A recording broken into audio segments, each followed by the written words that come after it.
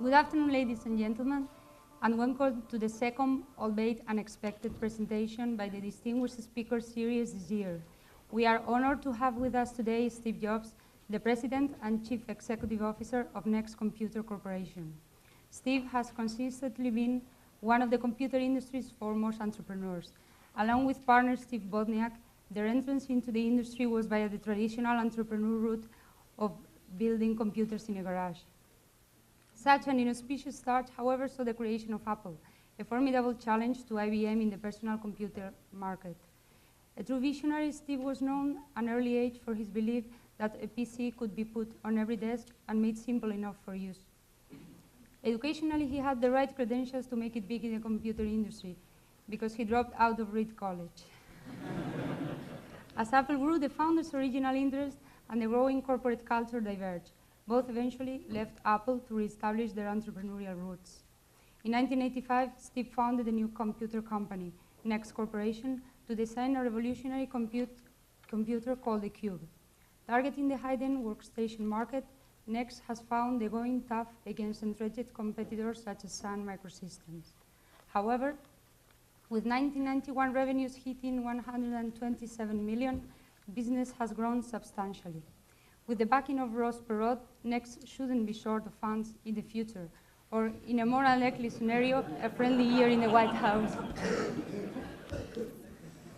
The current plans for Next Computer involve a public offering, possibly in the next 14 months. We hope to hear today just what a good investment that should be. Steve has consistently been recognized for his contribution to America's largest high-tech industry. Most recently, he was appointed to the President's Export Council last August, with a role to advise on government policies and programs that affect trade performance. Outside of work, Steve is married to Lorraine, previously an MBA student at Stanford University, and also a sister of one of our classmates, Brad Powell. The couple met when Steve gave a similar speech to this afternoon at Stanford, days before the big area earthquake. Let's hope the history doesn't repeat itself. Ladies and gentlemen, we are extremely grateful for Steve to giving up his time to be with us this afternoon. Would you please give a warm welcome to our distinguished guest, Steve Jobs.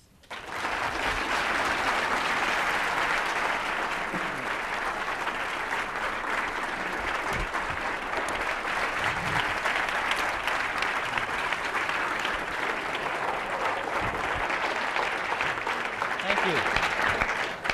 Hi.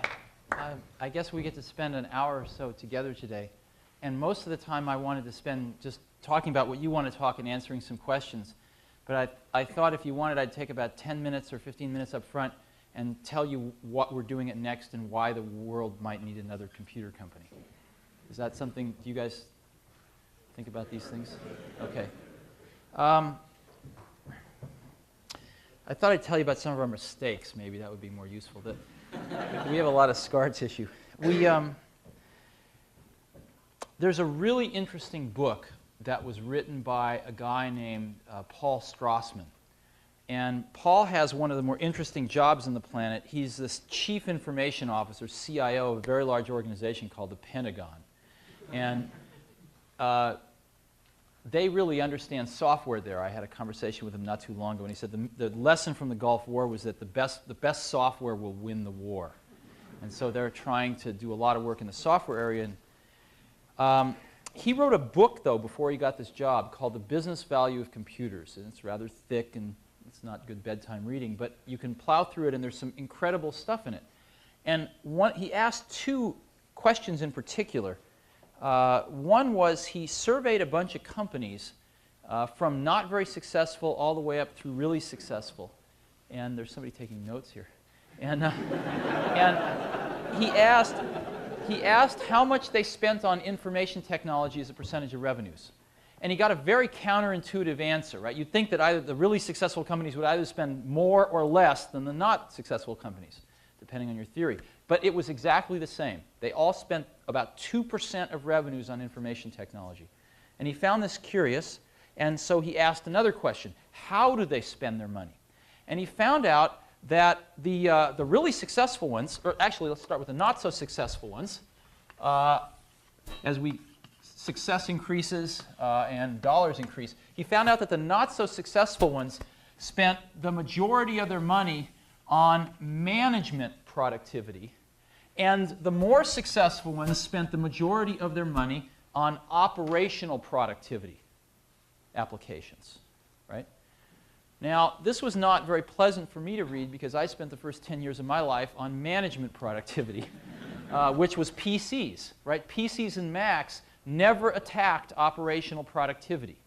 They just attacked management productivity. Why is that? Because you can't go down to your local computer store and buy an app that will help you do stock trading, or will help you run a hospital, or will help you in whatever operational part of your business you want to automate, right? Unless you're a very, very small business, then you could run some accounting packages. But other than that, if you're a medium-sized or large business, these things never attacked operational productivity. So we zoom out and we say, how have people attacked operational productivity with information technology? Well, in the 60s, they bought a mainframe and they got some terminals and a bunch of COBOL programmers and they wrote a few apps. And most of them were kind of backroom apps. And it sort of worked for the very few that could afford to do this. In the 70s, they got a mainframe and some terminals, and they did the same thing. And a few of them got a few mini computers and terminals and tried to do it a little cheaper. In the 80s, nothing changed. Mainframe and terminals, minis and terminals, until maybe about 2 or 3 years ago. What happened 2 or 3 years ago was that the front office started to realize that they needed operational apps so bad that they couldn't depend on the MIS folks anymore. And they started taking life into their own hands and sometimes working with the MIS folks to start downsizing and getting some servers and running some industry standard databases like Sybase or Oracle in the servers, and making a little local area network, and getting maybe some Sun workstations, and spending about 2 years writing some mission critical operational applications like trading apps for Wall Street. Perfect example. And it kind of worked. And the reason that they needed to do this was because more and more they were discovering that things like new products required a custom operational application. An example, if you're in financial services and you come up with a new product, it's only 3 things. It's an idea, it's a sales force, and it's a custom app to bang on databases to make the product real, to do the mortgage swaps or whatever it is you want to do. Without the app, you don't have a product. And so there's been an increasing buildup of demand from the front parts of corporations to create more and more and more of these operational applications. And I think it's going to get to the point where this becomes fairly clear that this is the next big revolution in desktop computing, is to create these, to attack the operational productivity, and as we start to re-engineer the way we do things, to automate a lot of this in custom applications.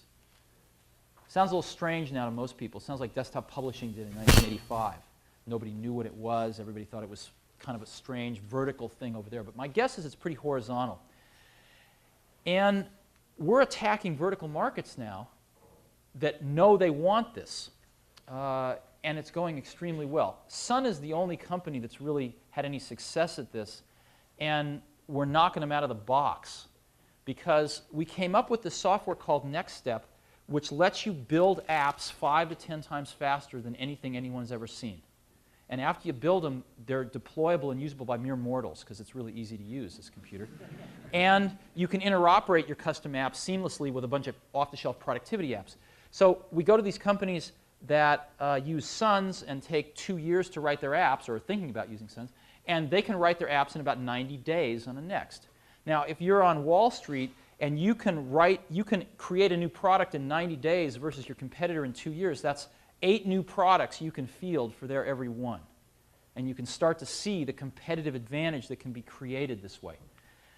Now, we had no idea that we were any good at this when we started Next. A lot of times you don't know what your competitive advantage is when you launch a new product. Let me give you a historical example. When we created them, how many of you guys use Macs? Any of you? Good. How many of you have seen a Next? Oh, that's, how many of you use a Next? Oh, that's not so bad. We'd like to change that ratio. We're on the right track anyway. When we did the Macintosh, we never anticipated desktop publishing when we created the Mac. Sounds funny, because that turned out to be the Mac's compelling advantage, right? The thing that it did, not 1.5 or 2 times better than everything else, but 4 or 5 times better than anything else, where you had to have one. We never anticipated it. We anticipated bitmap displays and laser printers, but we never thought about PageMaker or that whole industry really coming down to the desktop. Maybe we weren't smart enough. But we were smart enough to see it start to happen 9 to 12 months later. And we changed our entire marketing and business strategy to focus on desktop publishing, and it became the Trojan horse that eventually got the Mac into corporate America, where it could show its owners all the other wonderful things it could do. Likewise, when we created NextStep, this revolutionary object-oriented software that we have, our target customer, coming from the PC world, where shrink-wrapped apps were king, was Lotus and Adobe and WordPerfect and all the shrink-wrapped apps developers. And the purpose was to let them create their apps 5 to 10 times faster, these shrink-wrapped apps. And it worked. We have a ton of shrink-wrapped apps now, best of breed in almost every category. But it wasn't till early in '91, early last year, a little over a year ago, that some really big companies came to us and said, you don't understand what you've got. The same software that allows Lotus to create their apps 5 to 10 times faster is letting us build our in-house mission-critical apps 5 to 10 times faster. And this is the biggest problem we've had. This is a huge problem for every big company and almost all medium-sized companies, and you have the solution in your hands, and you dummies don't even know it. And it took them about 3 months before we finally heard it. And in last summer, we changed our whole sales and marketing strategy around to focus on that, and it's taken off like a rocket.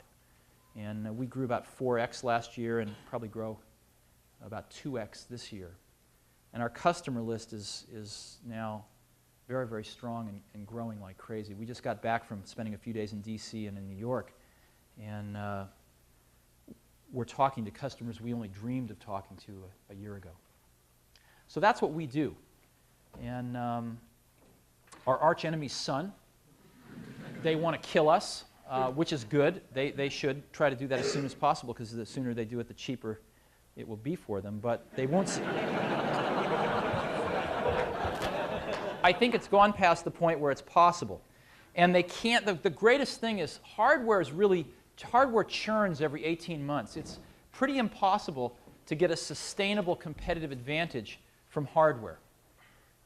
If you're lucky, you can make something 1.5 or 2 times as good as your competitor, which probably isn't enough to be quite a competitive advantage. And it only lasts for 6 months. But software seems to take a lot longer for people to catch up with. I watched Microsoft take 8 or 9 years to catch up with the Mac, and it's arguable whether they've even caught up. It takes a long time. And we think that the soonest we're going to have a true competitor is probably 4 to 5 years. So we've got that amount of time to grow ourselves a $1 to $2 billion company so that we can compete with them on scale. See, today we can't compete with them on scale. We never have as many salespeople as they do, as Sun does. We don't have the ad budgets that they do. So we've got to have a better product. Assuming, and I hope we always have a better product, and I think we can, but I'd also like to be able to at least give them a run for their money on scale. So we've got the next 3 to 4 years to run really fast so that by the time they even get close to having a competitive product, we're at a large enough scale to where we can start to compete with them. And that's what we're doing with our lives right now. Spending a lot of time with customers, spending a lot of time making NextStep better, and that kind of thing. So that's the strategic basis of what we do. Does that make any sense to you? Have you run across the concept of sort of operational custom applications at all? I mean, you guys, most of you have come from companies where you've had work experience, right? And you've all done that. So do you have this problem in the companies you've come from? Of a lot of pressure to write these operational custom applications and hardly anything coming out of the spigot to satisfy this thirst? Yeah. How many of you are from Wall Street? Good. Good. How many of you are from manufacturing companies? Oh, excellent. Where are the rest of you from?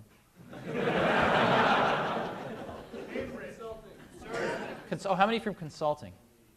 Oh, that's bad. Yeah. A mind is too important to waste. You should do something.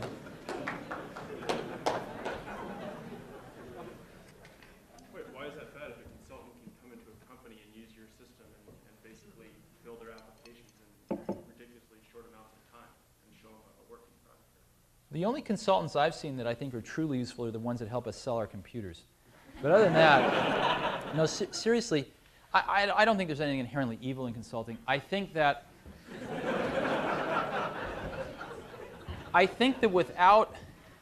without owning something over an extended period of time, like a few years, where one has a chance to take responsibility for one's recommendations, where one has to see one's recommendations through all action stages and accumulate scar tissue for the mistakes and pick oneself up off the ground and dust oneself off, one learns a fraction of what one can. You're coming in and making recommendations and not owning the results, not owning the implementation, I think is a fraction of the value and a fraction of the opportunity to learn and get better. And so what you do get a broad cut at companies, but it's very thin. It's like a picture of a, I'm a vegetarian, so I won't use steak, but it's like a picture of a banana. You might get a very accurate picture, but it's only two-dimensional. And without the experience of actually doing it, you never get three-dimensional. So you might have a lot of pictures on your walls. You can show it off to your friends. You can say, look, I've worked in bananas, I've worked in peaches, I've worked in grapes, but you never really taste it. And I think that's what I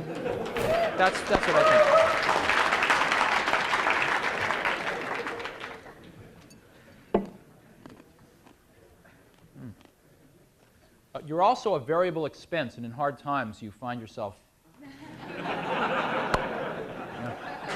variable, right? Yes. If it's the software that's going to make or break your company, how come you're putting it on a platform? Why don't you put it on Suns that have a much larger base? Right. Very good question. I'm going to generalize your question. Why don't we just become a software company, right? It's a very good question. It's a subtle question. I'm going to try to go through several things, and I'm sorry if I jump around. We got a lot of requests from customers last year that they would love to see Next Step on other platforms, and primarily Intel-based platforms, like the 486. So we decided to do just that, and we have ported Next Step to the 486, and we're finishing it now, and it'll ship in the September-October timeframe. And it's exactly the same stuff we run on our own computer. And same apps, same user interface, same training, same development environment. And we're going to sell it for $9.95, and we're OEMing it to a bunch of companies whose names you'll recognize quite easily, and OEMing it to them at a much cheaper price. And everybody's coming out of the woodwork to help us. We're getting help from Novell. We're getting help from all the developers. Intel's really helping us. And they really want us to succeed. Why is that? Right. They all want to make sure that there's a choice out there. And they're all really scared about Microsoft. And they see Next Step as the only thing on the horizon that can challenge Microsoft in system software for the next several years. So we're enjoying a lot of help, and boy, we need it. So that's good. Now, we've also had a lot of requests from companies to port Next Step to other platforms, and we're talking to some of those companies right now. Now, Sun, we got a lot of requests from Sun customers to port Next Step to Sun. So a lot of them are saying, look, we may not want to buy them anymore, but we already bought 500 and we don't want to throw them in the bay. So can we put your software on them? Because Sun's falling behind in software. Now, Sun says they'd rather stick needles in their eyes than help us do this. That's a quote. And so we're evaluating right now which will be worse for Sun, if we port it or if we don't port it? And since we're fairly customer-driven, we'll probably end up doing what the customers ask us to do, because we want to make them happy. Now, this leads one into the question,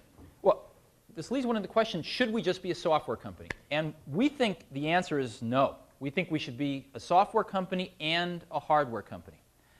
In making the decision to put NextStep on more than our own platforms, we clearly decided that we will sell less than 100% of the NextStep hardware.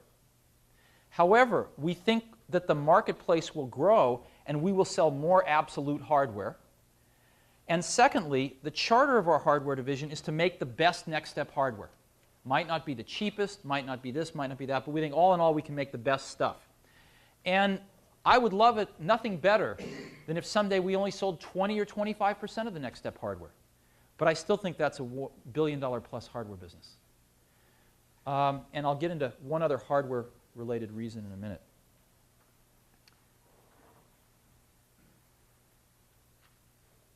There's some things I can't talk about here, but it's...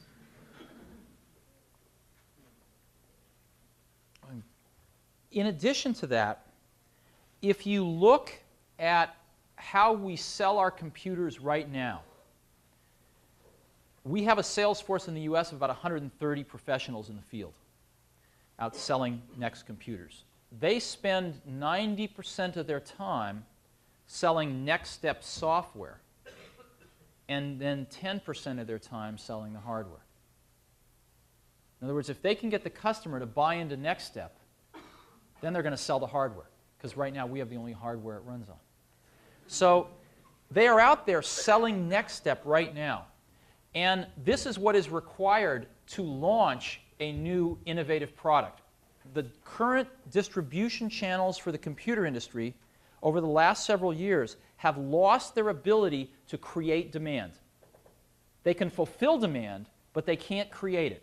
If a new product comes out, you're lucky if you can find somebody at the computer store that even knows how to demo it, right? So the more innovative the product is, the more revolutionary it is, and not just an incremental improvement, the more you're stuck, because the existing channel's only fulfilling demand. Matter of fact, it's getting so bad that it's getting wiped out, because there are more efficient channels to fulfill demand, like the telephone and Federal Express. So we're seeing that the channel become condensed on its way to, I think, just telebusiness. So how does one bring innovation to the marketplace? We believe the only way we know how to do it right now is with a direct sales force out there in front of customers, showing them the products in the environment of their own problems and discussing how those problems can be mated with these solutions. A software-only company could never afford to field a direct sales force. With average selling prices of $500 a software package, you could never afford 130 professionals in the field. With an average selling price of $5,000, you can. And that's why I don't think we're going to see any more system software companies succeed. I don't think it's possible to fund the effort to educate the market about a revolutionary product with ASPs that low. And if it's not a revolutionary product, I don't think the company can succeed. So our strategy has been that we've got to be a hardware company in order to make our software business succeed. And we think we can do really well at both of them. I know that's a long answer, but it's a complex problem, too. Yeah. Yes? You mentioned about the software companies not having a revolutionary product of any kind of type. IBM and Apple have Taligent supposedly up and running. And your ads are pretty straightforward on how you feel about it, but I wondered if you could give us your true feelings of Taligent and also Kaleido. Sure. If you ask us who our competitors are, we'll say really three things. One is Sun's Solaris software, the other is Microsoft, and the third is Taligent. Let's take them in that order. Sun, for a while, had a software value added because they had the best Unix in the marketplace, but the market's moved way beyond that, and unfortunately Sun hasn't. So their software is falling further and further behind, and while we take them very seriously, we don't think Solaris is going to be much competition. It's not doesn't have an object in it, and it's pretty much what they have today. Microsoft is doing NT, which is their sort of second attempt at a Unix wannabe. And that's great, and I think it'll be better than the last one, which was OS2. But fundamentally, it's just an operating system. It's better plumbing for Windows. It's a good way of thinking of it. Unfortunately, you've still stuck with Windows in all of its glory, including the worst development environment that's ever been invented. And so we don't think that this is really going to present a challenge to what we're going after, which are these mission-critical custom apps, because the development environment is horrendous, it's not object-oriented, and even with the better plumbing, we think it will be widely rejected for what we do. In terms of Taligent, Taligent represents the first true competitor that we could have. They're going to ship a product around 1995 if they execute to their plans. And I think if they do execute to their plans and work really hard, by about the mid-90s, they'll have roughly what we have today. And that's not meant as a joke. It still means we have to run very hard because they will have a lot of resources at their disposal. I think there's a lot of questions as to whether they will ever ship a product. I think they're a few years away from having something running, unquote. But we take them very seriously. Now, they've helped us enormously because they've blessed object-oriented programming. And right now, we're the only folks that have it and will be for the next 3-4 years. So if we can't compete with Taligent, it's probably because we've shot ourselves in the foot. You couldn't ask for something better. IBM and Apple saying, these guys are right on track, and come back in 5 years and we'll have it too. It's great. And so the ball's in our court. Yeah. Yes, in the back. You've described Next Step as an environment and an operating system, right? And what I hear you talking about is it's a great way to develop applications. And I don't develop applications. I use other operating systems. Do you see, I mean, a fracture of the operating system market into a specialized niche that you're describing, and then the general market for those of us who don't develop apps? Or are you saying that you can then bridge from an environment that allows you to develop apps into an operating system that'll be like Windows or MS-DOS on a lot of machines? Well, let's get our terminology straight. We look at Next Step as an operating environment, much more than an operating system. The Unix, which is our operating system, is 10% of Next Step. So in these modern operating environments, when you develop a custom app in Next Step, it doesn't run on the Mac or on Windows. Can't. You need all the objects that come with Next Step to make it work. And let me go into a little detail there. How many of you are technical here? A lot. Okay, great. Well, we've discovered something. You don't write code any faster in Next Step than you do in any other operating and development environment that we know of. However, to do a particular app on average, you write about 20% of the code that you do in any other development environment we know of. About 20% of the code than in Sun or in anything else. So the code that's the fastest to write, the code that's the easiest to maintain, and the code that never breaks is the code you don't write. So that's our strategy. Write a lot less code. And one of the ways, the way we do this is we enable the developer to use a lot of objects that others have written. We ship 6 years' worth of objects with Next Step. You can create your own objects for your own company and then reuse them around your developers. And there's now independent third-party companies not selling system software, not selling applications, but selling objects. There's about not quite 10 of them, and it's starting. And I think it's going to be a very big thing. So in order to deliver these apps that are created on Next Step, you have to have Next Step so they can run on top and take advantage of this rich community of objects. And that's why we're porting Next Step to the 486. That's why you'll see Next Step running on several hardware platforms. And will there be a fracturing, if you will? Sure. To some extent there will, and I tend to look at it as a transition. Was there a fracturing when Mac came out? Yes. And there's been more of a transition as people either move to Mac or, in the case of Windows, adopt what's good about the Mac. Same thing's going to happen here. we believe very strongly that the benefits from these object-oriented environments, not only just rapid development, but a much richer user environment. If you use a Next, it's a lot nicer than a Mac or a PC, even if you never developed an app. Other environments will absorb some of those breakthroughs, and more people will use Next Step. And things will tend to balance themselves out over time. But there will be a transition. And our goal is to make sure we're part of it. Yeah. You spoke earlier that your competitive advantage you felt lied in the fact that these companies today were needing development in kind of the operational basis as opposed to the management side. Many companies, though, or some perhaps, outsource their development. How does this change your business strategy? Good question. If our business strategy says that we do a lot of things well, but the tip of our arrow, or our Trojan horse, which is getting us into these large and medium-sized accounts, is our custom application development ability, then our growth is going to be paced, among other things, by the development community available to these companies to develop these apps, right? Now, even though we have shrunk the development time down to a fraction of what it was, still, without developers out there, we're not going to win. Fortunately, most companies have really increased the staffs of good people in their IS departments dramatically in the last several years, last 4 or 5 years.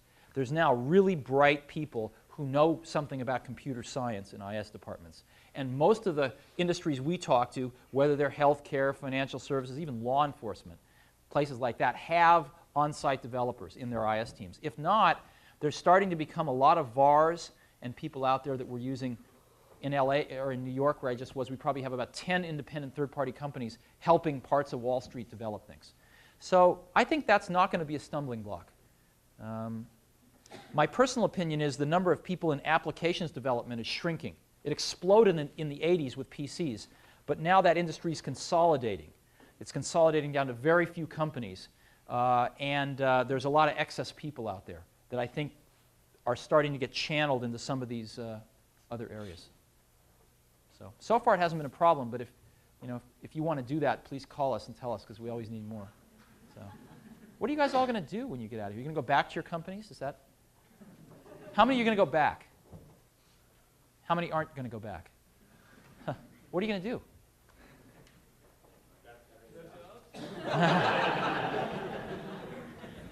Well, yeah, I think we always have jobs for really smart technical people, technically based people. And you guys are getting a great business education here.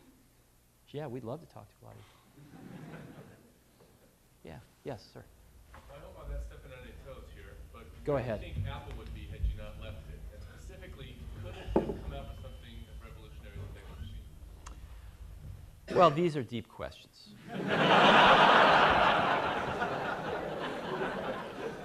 I tell you, I've obviously thought about this a lot, and I don't want to get into it too much, but I will say that I think everybody lost. I think I lost. I wanted to spend my life there. I think Apple lost. I think customers lost. And having said all that, so what? You go on. It's not as bad as a lot of things. It's not as bad as, losing your arm. Right? So people go on, and companies go on. And I think Apple, I'm very happy every time Apple ships a Mac. It makes me very, very happy. I think the PowerBooks are decent products. I like them. But Apple has been struggling the last few years. They've been having a real struggle with who they want to be. And this is nothing new. We always had that. That was part of what kept Apple alive, I think. And there were two camps within Apple. Camp 1 wanted to be the next serious computer company, and Camp 2 wanted to sort of be the Sony of computers. And that struggling, I think, was somewhat tearing Apple apart. And fortunately, the Sony guys have won. They've kind of decided to go be the Sony of computers. And so the PowerBooks are pretty good, but the Quadras, suck wind right now, the high-end stuff. And they're abdicating. They're basically not putting a lot of resources onto the power users on desktops. And they've put most of their best people now on the portables and on consumer products that they're going to be coming out with. And I think they'll do very well at that. Now, there's a problem in there in that if you look at the consumer products that sell over 1 million a year, you can count them on a few hands, right? It turns out there's not, I mean, consumer electronics products, not like toothbrushes, but electronics products. And so let's assume they have one of those, right, or two of those. Let's say they have a product that sells 2 million a year and at a $500 ASP to them, so it sells to the consumer at, $7.95 or something like that. That's what, $1 billion, right? 2 million a year, $500 a piece. It's $1 billion. They still have to get the other $7 billion of revenue somewhere. So it's going to be an interesting transition as the ASPs get lower. The volumes have to get much, much higher, and you run into some scale issues when you look out at the consumer electronics industry. Not that it's not possible, and I think it's going to be really interesting to watch. And we also see a lot of that's not quite that clarity of movement, but some movement in the Windows and PC world, again, towards taking what they have now and making it portable, but not giving the top third of the market more power. System 7 on the Mac was supposed to be the second coming, and it wasn't. It turned out to be, an incremental improvement. OS 2 was supposed to take us into new dimensions, and it turned out to be a complete failure. And they're going to throw another $100 million after it just to make sure you all know about it. And so there's a third of those desktops out there that the users and the people that want to deploy more sophisticated apps they're in the desert wanting something to drink. And I think there's a tremendous opportunity to give them some solutions. Now, that doesn't mean that Apple's not going to be successful. It just means they're going to go off in another direction. Who knows what would have happened, had all this not happened. So, yes, up in the corner. You've talked a lot about Next products. I wonder if you could talk about the management at Next, and if you see it changing at all as you hope go from a $120 million company to a $1 billion company. Sure. Yeah, we've done a lot in the last year. The most significant things we did were, one, we hired this guy right here. Mike Slade is our VP of Marketing. He spent, you can stand up.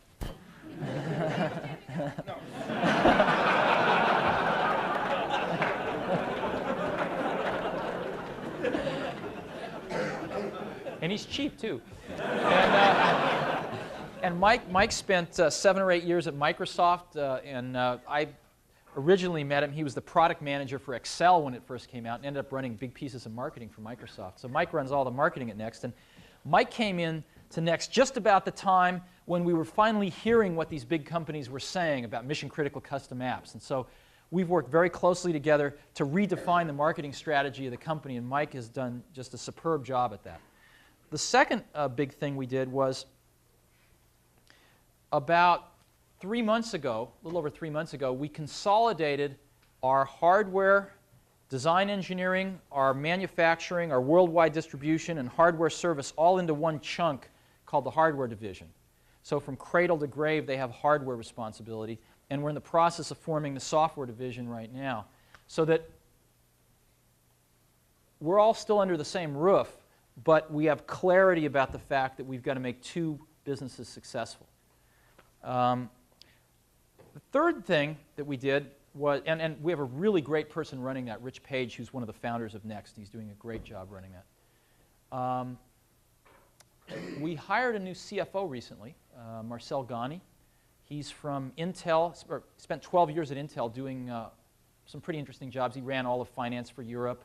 He ran all of internal audit for the board. He ran all of manufacturing, planning and scheduling for a while, and things like that. He's a pretty good guy. Went to Cyprus for a year and a half, and then came to Next, and he's great. And then recently, matter of fact, about last week, I hired a chief operating officer, a guy named Peter Van Kuylenberg. And Peter is someone I first met when we were looking for an executive vice president of sales and marketing, and he turned me down for the job, and we subsequently decided not to hire that position. And I've been chasing him for the last year and a half almost. He's really good. He spent a lot of time at TI, has run Europe, and about 3 years ago, went to a company called Mercury Communications in England. They're the MCI of the UK, and turned that company around to about $2 billion, and then was promoted to run half of Cable and Wireless, or half of Mercury's parent company, Cable and Wireless, and was running. They're about $6 billion. And he went there when he thought that communications and computing were going to kind of come together, but never happened. And he figured out that his real love is in the computer business. He's very, very good operationally. So that's just happened last week. It seems like all the good people I really want to hire, it seems to take me a year to hire them. And it's always been that way, even at Apple. Some of the best technical people or whoever, it always seemed to take me like a year to pry them out of HP or wherever. And took me over a year to hire. I think Mike has the award. You're about a year and a half. And they're all worth it. What happens is I usually meet somebody that is really good, I think is very, very good, and you can't get them, and then you go try to find other people, and nobody measures up. You know, when you meet somebody that good, you always compare them to this one person, and you know you're going to be settling for second best if you compromise. And I've always found it best not to compromise and just keep chipping away. So I think we're doing quite a bit. Feels like we're running the company a lot better now than we ever have. We've definitely made our share of mistakes. Yeah. What technological advances do you see coming over the next 5 to 10 years, and how is Next Step structured to take advantage? I'll give you a global answer, then we can descend into some details. I believe that you can use the concept of technology windows opening, you know, and then eventually closing.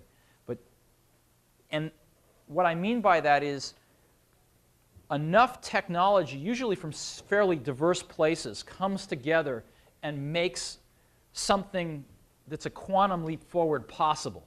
And it doesn't come out of nowhere. If you poke around the labs and you hang around, you know, the media lab here at MIT and other places, you can kind of get a feel for some of those things. And usually they're not quite possible, but all of a sudden you start to sense things coming together and the planets lining up to where this is now possible, or barely possible. And a window opens up. And it usually takes around, my experience anyway, in my life has been, it takes around 5 years to create a commercial product that takes advantage of that technical window opening up. Sometimes you start before the window's quite open and you can't get through it, and you push it up and you push it up. Sometimes it just takes a lot of work. Took that long, you know, with the Apple II, took that long with the Mac, you know, took a Lisa along the way, $100 million. It takes a while. It's a lot expensive to push those windows open. And in our case, you know, our first product failed. We came out with this cube and we sold 10,000 of them. Why? Because we weren't quite there yet, and we made some mistakes along the way, and we had to course correct. You know, Macintosh was a course correction off the Lisa. So with Apple II and III, we did it in reverse. But it takes around 5 years or some number of years like that to realize that window opening. And then it seems to take about another 5 years to really exploit it in the marketplace. And let me give you some examples from my life. Apple II lasted 15 years. 15 years. The hardware churned, but basically it was the same for 15 years. DOS, you know, DOS just passed 10 years. I don't think anyone would disagree that it's going to easily last another 5, right? Unfortunately. And Mac, you know, Mac is 8 years old, right? No question it's going to last another 4 or 5 years, right? These things are hard. It's not, they don't last because it's convenient or even because it's economic. They last because they're really, this is hard stuff to do. And so when we are pushing that window open, I think with our current generation of products, we finally got the window open. After 6 years, it's open. We've got an extremely elegant implementation. And we've got 5 years of work to do to exploit it in the marketplace. And when, you know, we'll peak in 5 years. 5 years, we'll all sit around and say, okay, it's time to get started on the next thing. It's time to get going on the next thing, maybe 4 years from now. But we've got a lot of work ahead of us just to move this thing out and educate the market. and continue to refine it based on market feedback. So everything I know about technology windows that are open or just about open is in Next Step, or we're working on it in the labs. And these things generally don't come along independently. They kind of clumps of them come together, has been my experience. So the things that aren't in there right now that I can talk about, there's some video stuff that's really interesting that's going to be integrated in. There's some security stuff that's really fascinating that's integrating in. But most of the core technology is in there. Products are getting smaller and portable. Products are getting much, much faster. But these things are well known. You know, the products that we can put on, that we can give to you in the next year or two are going to be running at speeds that I find hard to believe. And I've been doing this for a while. So I think the window's open, and I think object-oriented technology is the biggest technical breakthrough I have seen since the early 80s with graphical user interfaces. And I think it's bigger, actually. It will prove to be bigger over time. Yes? I have a question. If the value of the diagrams from things like operational applications, and Next Step is a tool to help you build those, where do you draw the line in capturing the most value between actually developing applications, something like Word or Excel, and becoming a tool builder to support those people who may capture a little bit more of the value? Where do you want to draw the line there? If you're a software company? If you're a software company. Well, Microsoft's made it easy. Repeat the question. Yeah, oh, sorry. The question is, if you're a software company, should you develop apps or should you develop objects and tools? And see, the software industry with Microsoft and Lotus and WordPerfect's made it real easy. Unless you've got $20 or $30 million burning a hole in your pocket, so you can go out and hire a few hundred people to develop what it takes to develop one of these polished, shrink-wrapped apps on Mac or on Windows, then you don't have much of a choice. There's not a real opportunity there. Assuming you had the best spreadsheet today, you could easily spend $50 million marketing it before you'd be breaking even, selling it, because of just how expensive it is to market a product today. But that's only for existing spreadsheets. If you're trying to Right. develop a next level generation of a different type of product. Well, assume that you have a breakthrough spreadsheet. Again, on mainstream platforms, it'll take you $50 million to just rise above the noise level and market it. So what the brightest people I know of today are doing is they're writing objects. They're writing hunks of things that other developers are going to use to build apps. And they're going where everybody isn't. And that's, I think, going to be the next new thing. Yeah? You mentioned that a possible problem for Next is the lack of developers and consultants out there who recommend it. Based on that view, what's the next view of how to market itself to academic institutions? I think your question is, what is our philosophy on marketing our products to higher education? Well, we started off selling only to higher education, which arguably was a mistake. But we've done really well there, and our hearts are there. And we sold a lot of Macintoshes there, too, when we were at Apple. And I think it's a no-brainer. I think you take your products, you discount them as heavily as you can, you sell them into higher education. Higher education is a wonderful place to give you great feedback about how to make your products better and what's wrong with them. And it's a great place to educate bright people that you can hire and that your customers can hire when they graduate. So we do exactly that. We have, I think we're sold on about 350 campuses in the United States. We are clearly the #1 selling workstation across the US, and we're the #2 selling computer of any type at campuses like here, MIT, or Stanford, right behind the Macintosh. We sell more computers at MIT than PCs through the institutional resale engines. So we do as much as we can, and I think it's been pretty effective. What do you think? I mean, for example, Project Athena is going away. Like, the support for IBM and DEC is going. Right. I mean, I'm talking about not just selling computers, I'm talking about establishing a network of an institutionalized system of Next. Well, what's happening is the Project Athenas didn't succeed for a reason. They didn't succeed because they had a lot of good ideas as a research project, but the people necessary to commercialize those things and make them into real products aren't necessarily the same people that are going to pioneer the ideas at a university like MIT. And so those projects never quite get baked. The recipe's kind of developed, and you make a few samples, and it's pretty good. But the computer industry is pretty advanced, and so other people pick up those ideas and make them into real products, and they kind of leave the research projects in the dust if the researchers drop research and start trying to commercialize stuff. And I can point to 100 examples of that in higher education. So it's probably good that Project Athena has a beginning, a middle, and an end, so that those people don't get stuck trying to do commercial software in an academic environment. It's kind of a mismatch.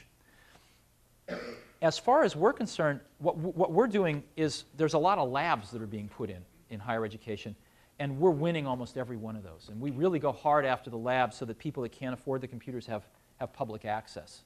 And most universities now have fairly elaborate campus-wide networks. It's no longer a new cutting-edge thing, and we plug right into those. So I think life's moved beyond where it was a few years ago, where those kind of projects were really important. And the knowledge to do that exists fairly widespread. A few more, yeah. What's the most important thing that you personally learned at Apple that you're doing at Next? Good question.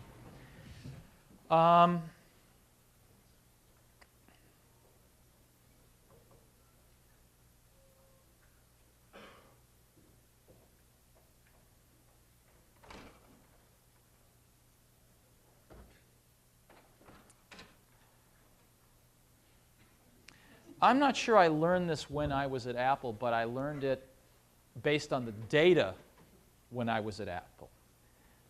And that is, I now take a longer-term view on people. In other words, when I see something not being done right, my first reaction isn't to go fix it. It's to say, we're building a team here, and we're going to do great stuff for the next decade, not just the next year. And so what do I need to do to help so that the person that's screwing up learns versus how do I fix the problem? And that's painful sometimes. And I still have that first instinct to go fix the problem, but that's taking a longer-term view on people is probably the biggest thing that's changed. And then I don't know, that's, maybe the part that's biological. But yes? To follow up on that question, I want to ask you about the management style and specifically how do you resolve conflict within your organization? What's our management style? How do we resolve conflict? I've never believed in the theory that if we're on the same management team and a decision has to be made and I decide in a way that you don't like, and I say, come on, buy into the decision. Buy into it. We're all on the same team. You don't agree, but buy into it. Let's go make it happen. Because what happens is sooner or later, you're paying somebody to do what they think is right, but then you're trying to get them to do what they think isn't right. And and sooner or later it outs, and you end up having that conflict. So I've always felt that the best way is to get everybody in a room and talk it through until you agree. Now, that's not everybody in the company, but that's everybody that's really involved in that decision that needs to execute it. And so that's how we try to run Next. The way we run Next is we have a team at the top we call the policy team. There's 8 people. Mike is on it, I'm on it, we have 6 other people on it. And the key, we have 2 things we try to do. One is we try to differentiate between the really important decisions and the ones that we don't have to make. And the really important ones, we work on it till we all agree. Because we're paying people to tell us what to do. In other words, I don't view that we pay people to do things. That's easy, to find people to do things. What's harder is to find people to tell you what should be done, right? That's what we look for. So we pay people a lot of money, and we expect them to tell us what to do. And so when that's your attitude, you shouldn't run off and do things if people don't all feel good about them.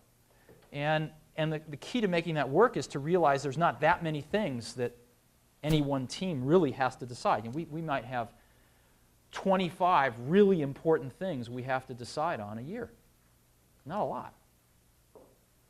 So that's how we try to run it. Sometimes it works, and sometimes we're still working on it. I can't think of once, maybe there's once or twice, but I can't even recall a time when I've said, damn it, I'm the CEO and we're doing it this way. You know?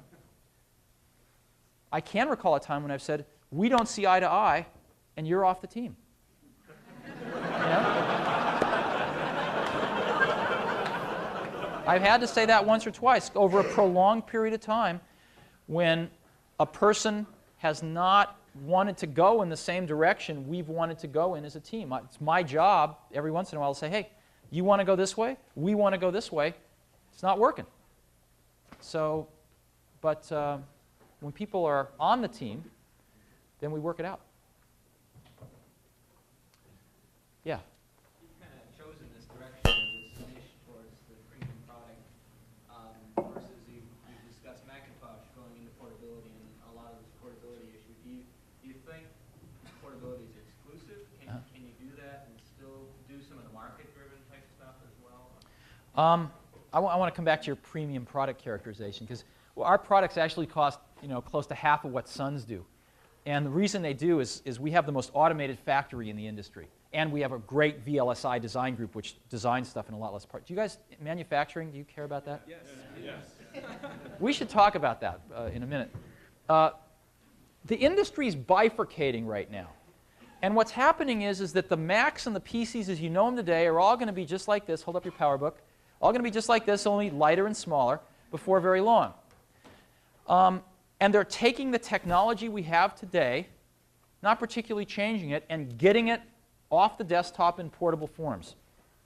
And they're giving up a few things for that, but nothing terribly profound. However, we're getting all sorts of signals from certain parts of the markets that they want things that are the enemy of that. Right? Well, what are they? Well, speed. Speed is the enemy of portability because speed takes power. Right? So the kind of speed that our customers want, it would run for 3.5 minutes on batteries. And that's useless. The second thing they want is they want a lot more storage on their disk drives and a lot more memory. Again, the enemy of portability for power and size reasons. Another thing they want is really high-speed networking.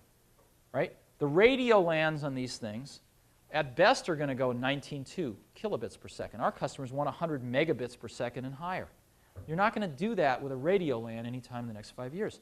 Another thing our customers want is our mix has shifted to like 80% color, and they want true color to do photographs. There is no flat panel color display today that will do photographic quality color. And they want big ones because once you have multitasking and you can run a bunch of things at once, you need a bigger window into this electronic world. When you're using your computer for 2 or 3 hours a day, you don't want to be looking through blinders this big. You want something bigger. So these are all the enemy of that today. And we're working on smaller products for sure, but it's really tough to get both.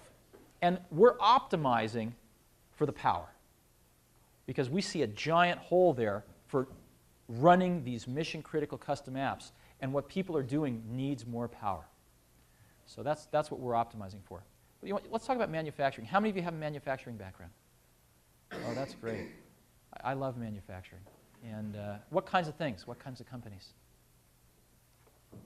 You have pharmaceuticals? Any auto people here? Auto? Electronics? Which? TI? Uh-huh. Motorola? Is it true you're sending your manufacturing overseas, or just I heard that rumor too. No, it couldn't be further from the truth.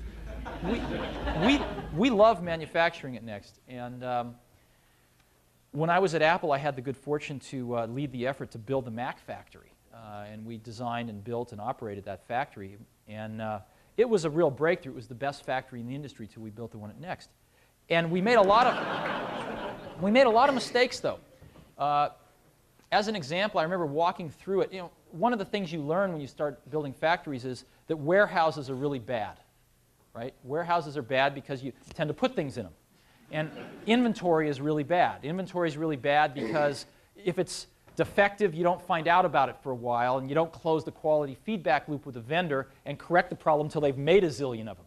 What you want to do is find the problem, the first one that comes in the door, and stop them from making more until you fix the problem. So warehouses also cost money because you put all the stuff in them, and the stuff you have to go borrow money from the bank or use money that could be used in a more productive purpose. So warehouses are bad. And you want to go to JIT. I'm sure you studied this all and studied examples.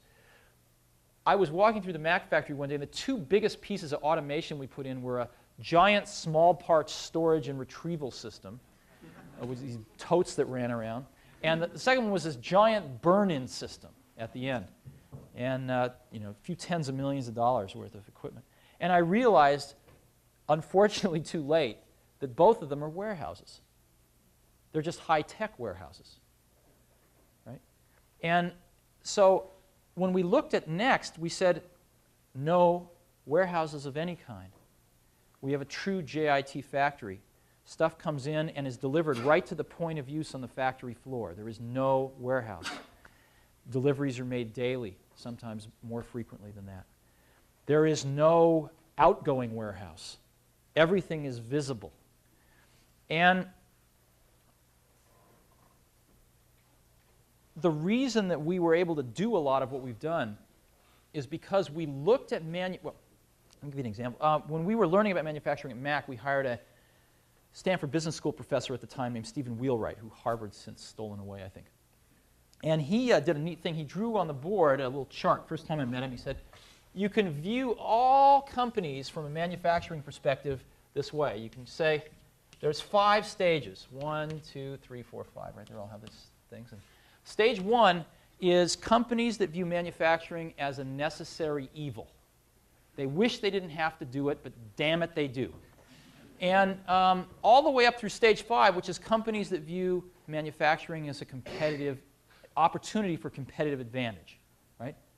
We can get better time to market and get new products out faster. We can get lower costs. We can get higher quality. And in general, you can sort of put the American flag here and put the Japanese flag here. And that's changing, however. That's changing. And it's changing because people like you are going into manufacturing. Companies are starting to realize that we were great at this one time, and then we took it for granted. And people are starting to pay good salaries now and get good people.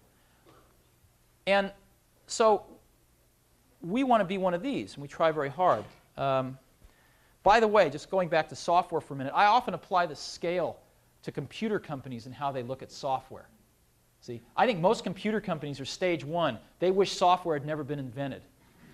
I put Compaq in that category, and IBM's maybe stage 2, and things like that. And I think there's only Sun's maybe sort of in the middle, maybe here. I think there's only 3 companies here, and that's us, Apple, and Microsoft in stage 5. We start everything with the software and work back. But anyway, going back to manufacturing, we started looking at the factory as a software problem. And the first people we hired in the factory were some software engineers. We convinced them to move from R&D into software, which was not easy. We had to give them bonuses. We had to cajole them. We had to promise them they could come back if they hated it. And they went over there, and we said, this is really just a software problem with interesting I/O devices called robots. That's all it is. And so we started building the software first. And our first robots that we got, we spec'd them out, and we bought them completely turnkey with the robot arms on them and all the electronics and the software to control them. And we spec'd it out, but we didn't write it. And they worked okay. Some of them are still in use, but they weren't great.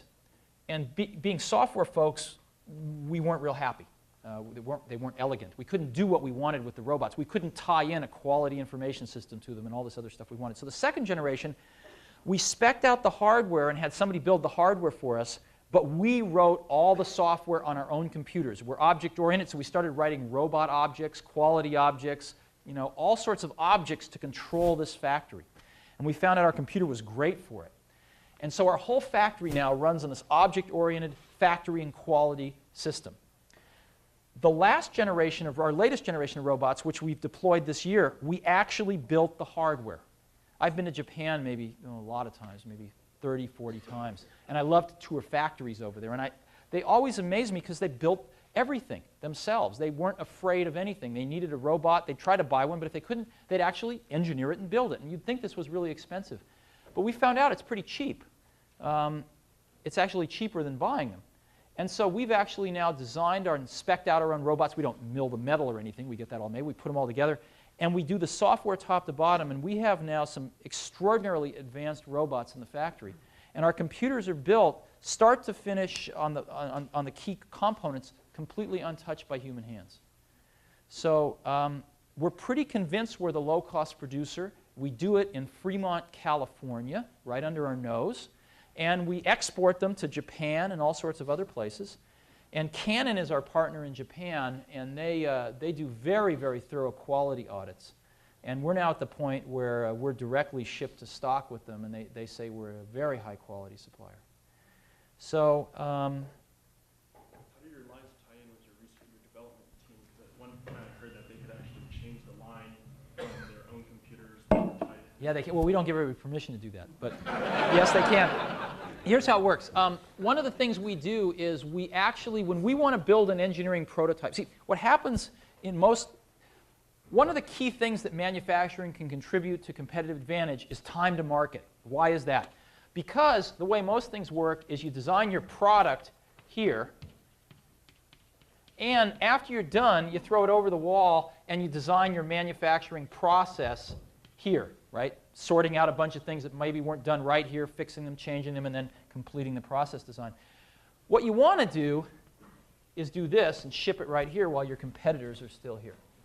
And that's what we've been able to do in many cases. What we do is we suck data out of our CAD systems in engineering. We zing them around over the local networks over a T1 to Fremont. The factory's about 15 minutes away. And in our own computers, we compute all of the robot placement programs, fully optimized path. We compute all the vision system programs. We check it against the bill of materials in the IS system. And we download it to the robots, and we're ready to build a board, lot size of 1, in between 2 production CPU boards on the line. Full surface mount with all of our automation technology. Now, the key is that manufacturing did that so well for engineering that we haven't built a prototype in engineering for 2 years. We haven't built a wire wrap or any other kind of prototype in engineering for 2 years. Everything has been built in the factory. Now, what does that mean? What that means is manufacturing gets involved from day one, right? Because the engineering guys call up manufacturing and go, hey, we want to build a prototype. We're going to need these special parts in the thing. Take a look at this. Tell us what you think. We'd like to do it tomorrow. Let us know if that's okay, blah, blah, blah. They get involved from day one. And what it also means is, so we get this parallelism. Secondly, a lot of times when you build prototypes, it's not quite the same technology as you're going to use in production. And so all the accumulated knowledge you get from building your prototypes, you throw away when you change technology to go into production. And you start over in that accumulation process. Because we don't change technology, we don't throw anything away, we don't waste time. And it's led to one of the healthiest relationships between an engineering and manufacturing group I've ever seen in my life. They're all working off the same databases, they're all working on the same processes, they're all working in a very disciplined process environment to where when any processes are changed, they all get together and review the proposals and all buy into it. And it's not that hard. The key to it all, though, was we didn't go out and hire a bunch of manufacturing people. We went out and hired engineers, and we convinced them that we were going to be different. We were going to pay them exactly the same. As a matter of fact, we paid them a little more at the beginning. But we pay them exactly the same as R&D. No different. There's migration both directions. Not just from manufacturing into R&D, but both directions. And they're not second-class citizens. They have the same offices, they have the same test equipment, they have the same computers on their desks. And it took us a while to convince them that we were really serious. For about the first few years, we had more PhDs in manufacturing than we did design engineering, until design engineering stole a few of them away. So it's really paid off for us, and I think it's one of our real opportunities for competitive advantage. Yeah, I think 1 or 2 more, and we've got to run, and probably you do too. Yes, up there, Ty. So you have no warehouses? Is that true? You are doing true JIT? Yeah. How are you getting your products or your raw materials? How are we getting our raw materials? Yeah. You mean like what truck line brings them in, or what do you mean? Is it air? Is it truck? I mean, how are you getting everything up quickly? See, the key thing is that's not our problem. That's our supplier's problem. So we agree with our supplier when the stuff is going to arrive on our factory floor. And if they're together enough to ship it by truck, that's fine. If they have to ship it by air, that's too bad. If they want to have a warehouse next to ours because they're not good enough, well, then they have to do that. Now, we're not giant, so we can't go command people to do things. But what's happened is we have a fairly narrow supply base. We don't have 3 billion suppliers. And they see tremendous advantages in working with us. We're pushing our quality information systems back to them. As an example, Motorola is one of our key suppliers. Almost every key supplier has Next computers, and we send them statistical quality information sometimes daily. Daily, off our automated quality information systems on their parts. And those kinds of things are extremely valuable to them. So while we're not Goliath, we're a very valuable David to work with.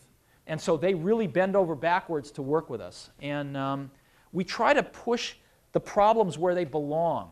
If it's our problems, we take full responsibility for them. We own our process. But it's their job to get us zero defect material on time per agreements.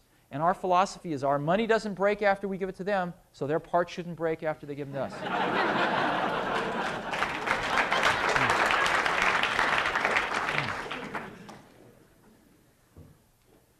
Yeah.